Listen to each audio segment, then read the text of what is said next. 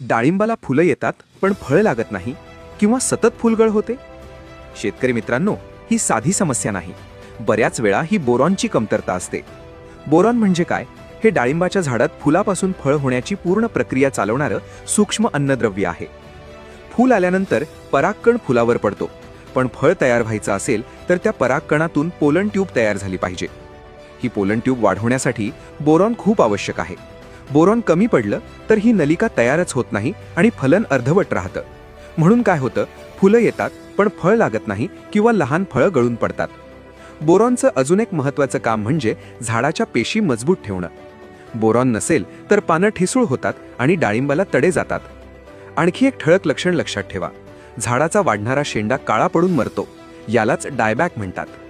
आज जमिनीचा पीएच बिघडलेला, जास्त पाणी आणि हवामान बदलामुळे झाड बोरॉन शोषू शकत नाही. म्हणून लक्षात ठेवा, फळ तडकल्यावर उपाय नको. फुलकळी अवस्थेपासूनच बोरॉनचं योग्य नियोजन करा. नाहीतर डाळिंबाची बाग पानांनी भरलेली राहील पण फळांनी नाही. तुमच्या बागेत फुलगळ, सेटिंग किंवा तड्यांचा त्रास आहे का? कॉमेंटमध्ये नक्की सांगा. आणि अशीच